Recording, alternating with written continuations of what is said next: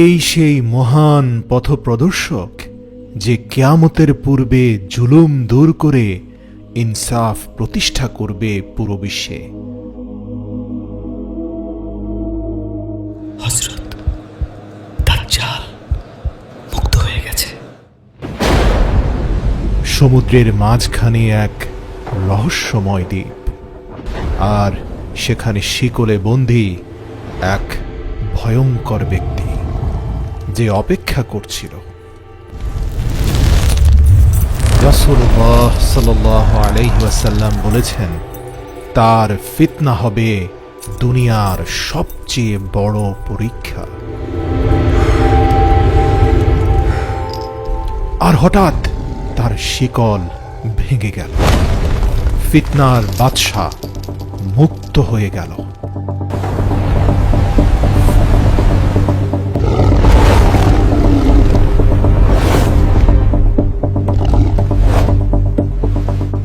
সেই দ্বীপ থেকে মুক্ত হওয়া ভয়ঙ্কর ফিতনা সমুদ্রের ঢেউয়ের মতো গোটা পৃথিবীতে ছড়িয়ে পড়ল।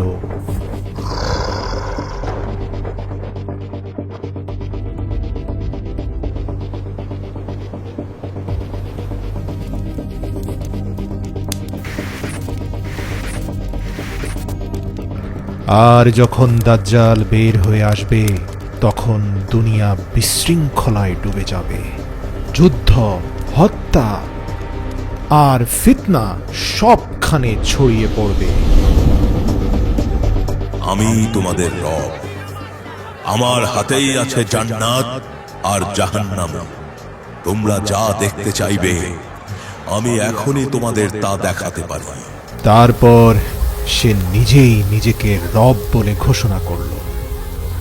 সে তার হাতের ইশারায় জান্নাত ও জাহান্নাম দেখাতে লাগল, হাতের ইশারায় বৃষ্টি বর্ষণ করালো, আর মানুষকে ধীরে ধীরে পথভ্রষ্ট করতে থাকলো। দেখো, আমি আকাশ থেকে বৃষ্টি নামিয়ে তোমাদেরকে রিজিক দিচ্ছি। কে আছে যার হাতে আমার মতো ক্ষমতা রয়েছে? তার জাদুর মায়াজালে মানুষ সঠিক পথ ভুলে গেল, আর সেই মিথ্যাবাদী দাজ্জালকে নিজেদের রব হিসাবে মেনে নিল। দেখো, এটাই জাহান্নামের ভয়ঙ্কর আগুন, আর শুধু আমি তোমাদেরকে এই ভয়ঙ্কর আগুন থেকে বাঁচাতে পারি, কারণ আমি তোমাদের দয়ালু রব।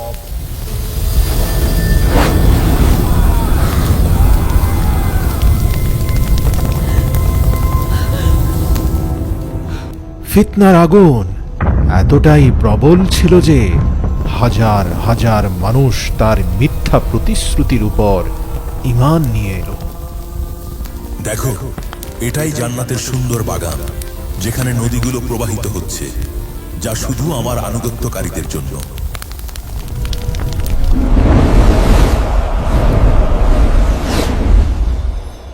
রাসূলুল্লাহ সাল্লাল্লাহু আলাইহি ওয়াসাল্লাম বলেছেন, তার সঙ্গে জান্নাত ও জাহান্নাম থাকবে, কিন্তু তার জান্নাত হবে বাস্তবে জাহান্নাম, আর জাহান্নাম হবে বাস্তবে জান্নাত।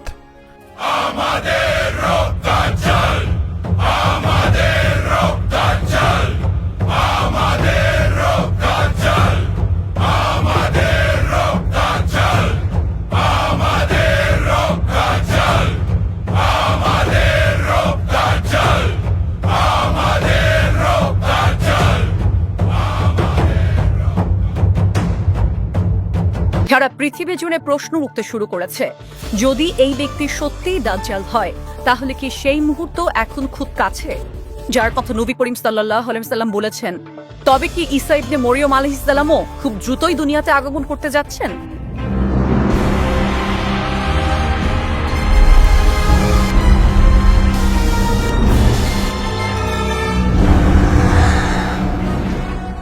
আর যখন সে শুনল যে ঈসা ইবনে মারিয়াম খুব দ্রুতই দুনিয়াতে আগমন করতে যাচ্ছেন, তার চেহারার রং পাল্টে গেল, আর তার অন্তরে এক অচেনা আতঙ্ক নেমে এলো।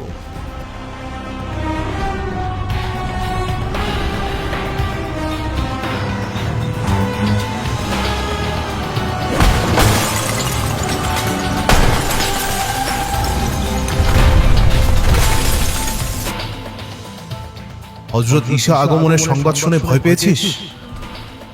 তোর ধ্বংস অতি নিকটে।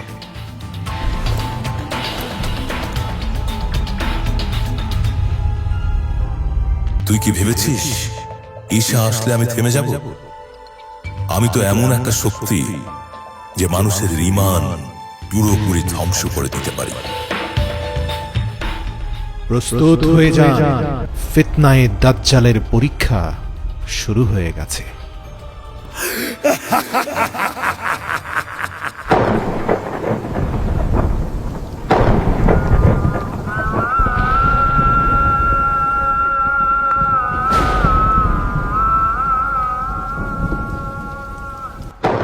আর তারপর ঈসা ইবনে মারিয়াম আসমান থেকে দুনিয়াতে আগমন করলেন সাদা ঝকঝকে পোশাকে, আর তার চেহারা থেকে ফোঁটা ফোঁটা পানি ঝরছিল যা মুক্তোর মতো ঝলমল করছিল।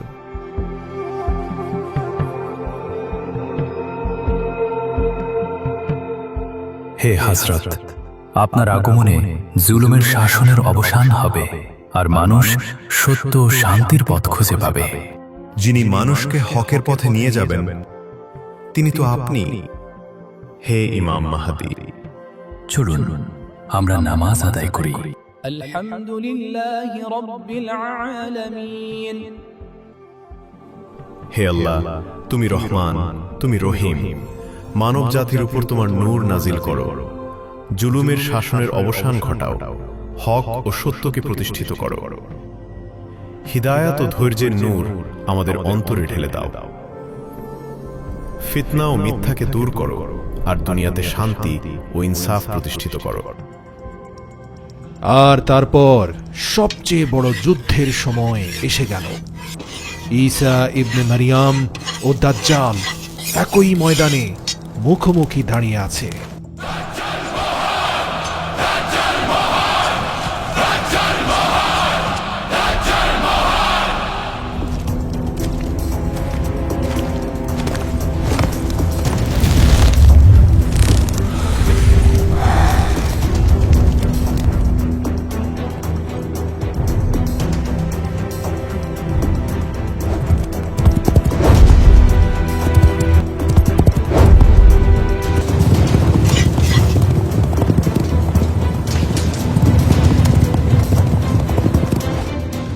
রাসূল সাল্লাল্লাহু আলাইহি ওয়াসাল্লাম বলেছেন, হযরত আদম আলাইহিস সালাম থেকে কিয়ামত পর্যন্ত দাজ্জালের চেয়ে বড় ফিতনা মানব জাতির উপর আর কখনো আসেনি।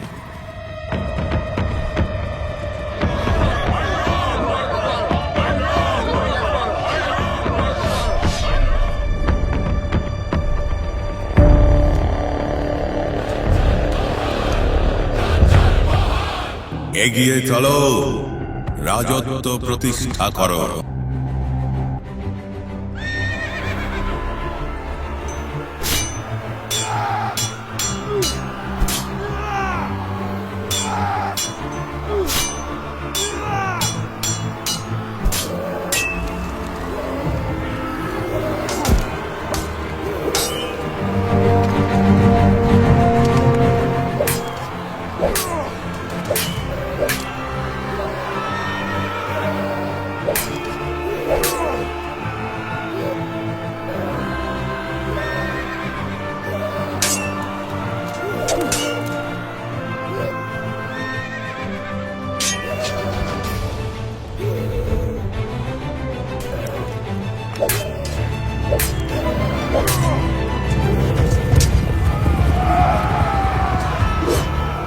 দাজ্জাল যেই মুহূর্তে ঈসা ইবনে মারিয়ামকে দেখল, তার সব মিথ্যা দাবি ভেঙে চুরমার হয়ে গেল।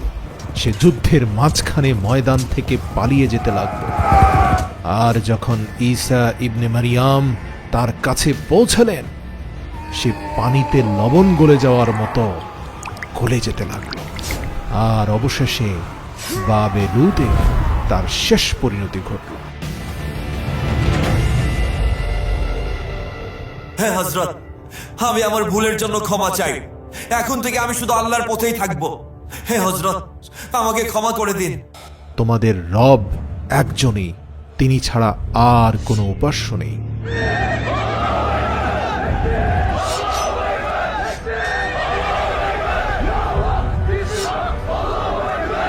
আলহামদুলিল্লাহ। হে আল্লাহ, তুমি সর্বোচ্চ প্রতিপালক, আর তুমি এই সৃষ্টি জগতের প্রকৃত বাদশাহ।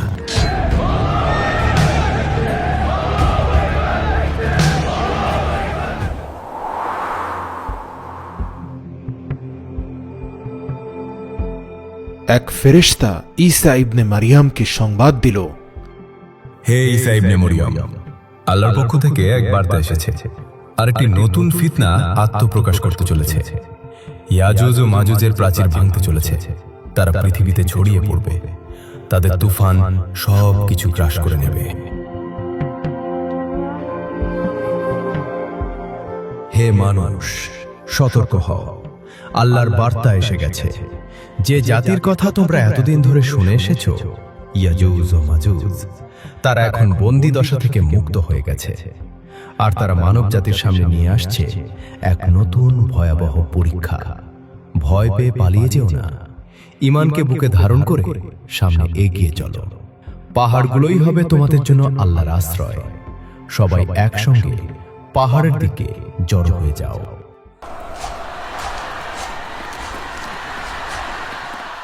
আর যখন ইয়াজুজ ও মাজুজকে মুক্ত করে দেওয়া হবে, তখন তারা চারদিকের সব উঁচু স্থান ভেদ করে দ্রুত বেরিয়ে আসবে।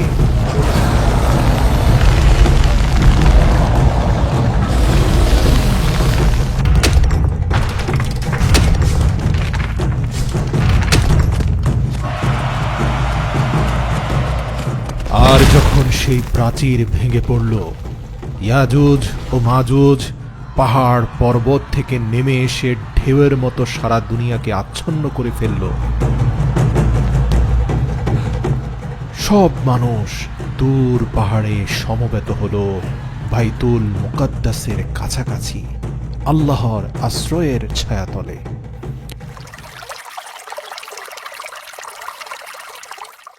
ইয়াজুজ মাজুজের এক বিশাল বাহিনী এগিয়ে গেল এক জলাধারের দিকে, এমন এক তৃষ্ণা নিয়ে যা পুরো পৃথিবীর পানি গিলে খেলেও মিটবে না। সূরা মুলকে আল্লাহ তাআলা বলেন, আর যদি আমি তোমাদের পানি মাটির গভীরে ঢুকিয়ে দেই, তাহলে কে আছে যে তোমাদের জন্য আবার প্রবাহমান পানি এনে দেবে? এটাই ছিল সেই বাহিনী যারা জলাশয় পর্যন্ত শুকিয়ে দিয়েছিল, আর তাদের পেছনে পড়েছিল শুধু রুক্ষ শুকনো মাটি।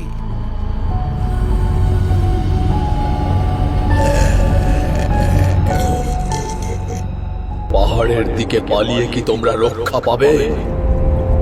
আমরা আগুনের স্রোতের মতো ধেয়ে আসব, আর তোমাদের আর্তচিৎকারে কেঁপে উঠবে গোটা পৃথিবী।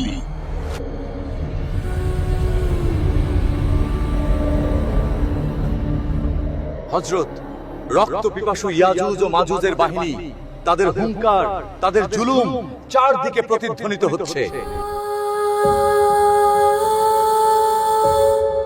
হে আল্লাহ, তুমি রহমান, তুমি রহিম, তুমি ছাড়া আর কোনো শক্তি নেই। ইয়াজুজ ও মাজুজের জুলুম থেকে উম্মতে মুহাম্মদ সাল্লাল্লাহু আলাইহি ওয়াসাল্লামকে রক্ষা করো। নিজ কুদরতে তাদের ধ্বংস করে দাও, আর যারা হকের পথে অটল রয়েছে তাদের তোমার নিরাপদ আশ্রয় স্থান দাও। আল্লাহ হযরত ঈসার দোয়া কবুল করলেন এবং ইয়াজুজ মাজুজের ঘাড়ে আযাবের কীট ছেড়ে দিলেন, যা তাদের শরীর ভেদ করে রূহ পর্যন্ত গিয়ে পৌঁছে গেল।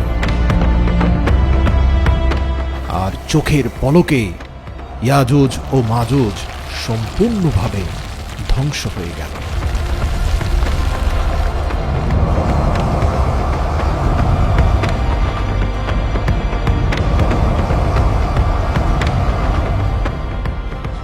জমিনে পড়ে থাকা ইয়াজুজ মাজুজের দেহগুলো পৃথিবীকে নোংরা এবং দুর্গন্ধময় করে তুলল।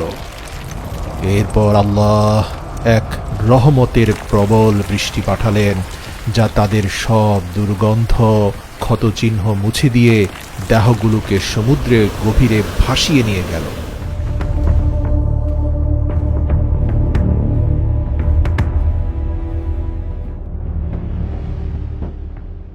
ইয়াজুজ ও মাজুজ ধ্বংস হতেই মানবজাতি যেন কিছুটা স্বস্তির নিঃশ্বাস ফেলল। কিন্তু সেই স্বস্তি দীর্ঘস্থায়ী হল না। তারপর দুনিয়াকে ঢেকে ফেলল এক ভয়ঙ্কর ঘন ধোঁয়া, যা মানুষের দৃষ্টিকে আচ্ছন্ন করে ফেলল। ব্রেকিং নিউজ, এক রহস্যময় কালো ধোঁয়া দুনিয়ার সব শহরে দ্রুত ছড়িয়ে পড়ছে। তাই সরকার জনগণকে ঘরের ভেতরেই থাকার আহ্বান জানিয়েছে। এই ঘন ধোঁয়া আসলে কি তা এখনো কেউ জানে না। আর তারপর সেই ধোঁয়া শুধু একটি শহরে সীমাবদ্ধ রইল না, সে পুরো বিশ্বকে গ্রাস করে নিল। আকাশ থেকে নামতে থাকা সেই ধোঁয়া মানুষের মুখগুলোকে অন্ধকারে আচ্ছন্ন করে দিল। প্রতিটি দৃষ্টি যেন অন্ধ হয়ে গেছে, প্রতিটি হৃদয় ভয়ে কাঁপতে শুরু করেছে।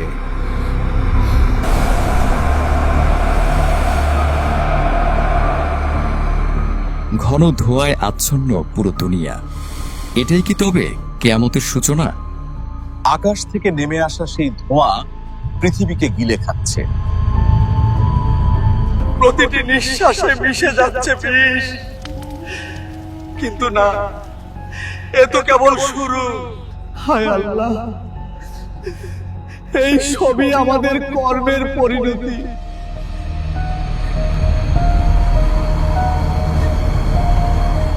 তারপর সেই ধোঁয়া যা মানব জাতিকে আল্লাহর কাছে মাথা নত করতে বাধ্য করেছিল, তা আল্লাহর হুকুমে ধীরে ধীরে সরে গেল।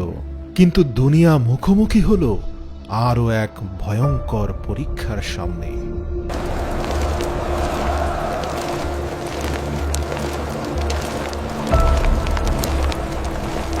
দেখো কেমন অন্ধকার। 3 দিন ধরে সূর্যের কোনো আলো নেই। প্রতিটি মুখ ভয়ে বদলে গেছে।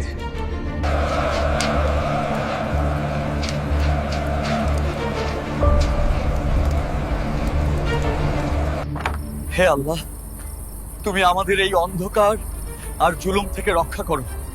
হ্যাঁ, এটি কিয়ামতের সর্বশ্রেষ্ঠ লক্ষণ। সূর্য পূর্ব দিকে উঠা বন্ধ হয়ে গেল, দিন যেন থেমে গেল, আর রাত ক্রমেই দীর্ঘ হতে থাকল।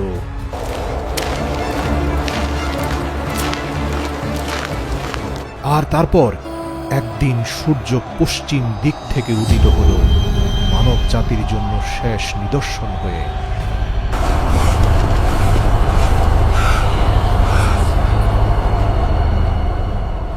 হায় আল্লাহ, একে একে রাসূল সাল্লাল্লাহু আলাইহি ওয়াসাল্লামের সব ভবিষ্যৎবাণী সত্য প্রমাণ হচ্ছে।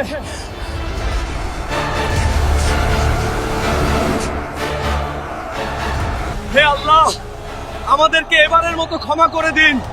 আমরা তওবা করছি, আমরা আর গুনাহ করব না। রাসূল সাল্লাল্লাহু আলাইহি ওয়াসাল্লাম বলেছেন, কিয়ামতের নিকটবর্তী সময়ে 10টি বড় আলামত প্রকাশ পাবে। তার মধ্যে একটি হবে দাব্বাতুল আরদ।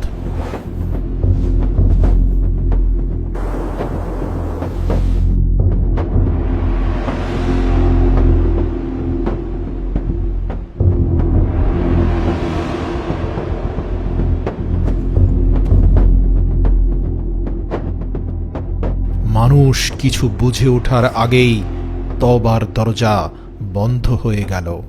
সেই সময় যে ঈমান আনবে তার ঈমান আর কবুল করা হবে না। হে মানুষ, তুমি কোথায় পালাচ্ছ? সত্য থেকে পালিয়ে কখনো বাঁচা যায় না। আমি আল্লাহর তরফ থেকে প্রেরিত সেই সত্তা, যে তোমাদের সামনে সত্য এবং মিথ্যার পার্থক্য স্পষ্ট করে দেব। আর যখন আল্লাহর হুকুম চূড়ান্তভাবে বাস্তবায়িত হলো, তখন পৃথিবীর বুক চিরে বেরিয়ে এলো দাব্বাতুল আরদ। সে মানুষের উদ্দেশ্যে বলল, তোমরা আল্লাহর নিদর্শনগুলোকে মিথ্যা বলে উড়িয়ে দিয়েছিলে, আর আজ সত্য তোমাদের সামনে দাঁড়িয়ে আছে। মানুষ তাকে দেখে ভয়ে পালাতে শুরু করলো, কিন্তু কেউই তার পাকড়াও থেকে রেহাই পেল না।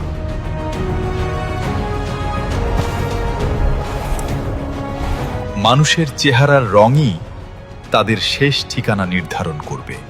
যার মুখ আলোকিত হবে তার জন্য মুক্তির পথ নির্ধারিত, আর যার মুখ অন্ধকারে ঢেকে যাবে তার জন্য ভয়ঙ্কর পরিণতি অপেক্ষা করছে।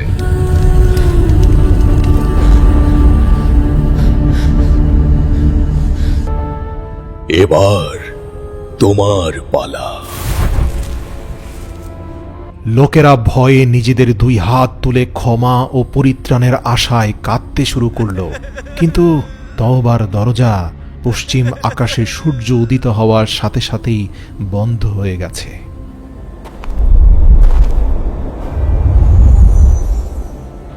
আর তারপর মানবজাতিকে দুই ভাগে বিভক্ত করে দেওয়া হলো। যারা ঈমান আঁকড়ে ধরেছিল তাদের মুখ উজ্জ্বল হয়ে গেল, আর যারা অস্বীকার করেছিল তাদের মুখ অন্ধকারে ডুবে গেল।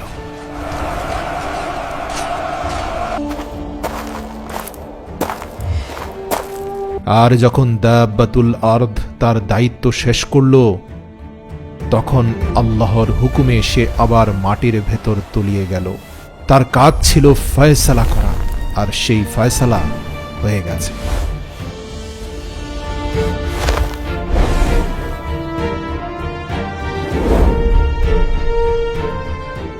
বাবা, তোমার কি হয়েছে? তোমার পিতা তো হযরত ঈসার সঙ্গে দাজ্জালের বিরুদ্ধে যুদ্ধে অংশ নিয়েছিল, কিন্তু তুমি কিভাবে এমন জঘন্য অপরাধে জড়িয়ে পড়লে? আরে ওই বুইড়া, যা গিয়ে নিজের কাজ কর, আমাকে নিয়ে তোর ভাবতে হবে না। গুনাহ তাদের অভ্যাসে পরিণত হয়েছিল, উচ্ছৃঙ্খলতাই ছিল তাদের মূল লক্ষ্য। মানুষ নিজেই নিজের ধ্বংসকে তামাশায় পরিণত করেছিল। তারা ভেবেছিল পরীক্ষা শেষ হয়ে গেছে, কিন্তু আসল পরীক্ষা তো তখনই শুরু হলো। জমিন ফেটে যেতে লাগলো। প্রথমে পূর্ব দিকে একটি ভূমিকম্প শুরু হলো, তারপর আরেকটি পশ্চিমে, আর তৃতীয়টি আরবের ভূমিতে। এটাই সেই ভূমির গ্রাস যার কথা নবী সাল্লাল্লাহু আলাইহি ওয়াসাল্লাম আগেই বলে গিয়েছিলেন।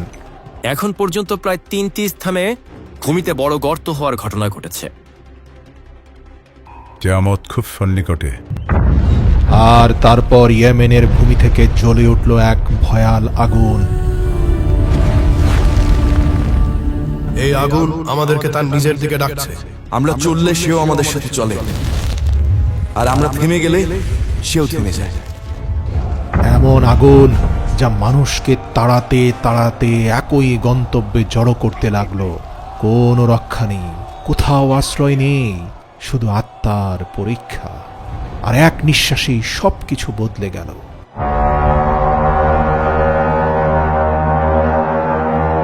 সিংগায় ফু দেওয়া হয়ে গেছে, আর কিয়ামত সামনে এসে দাঁড়িয়ে গেছে।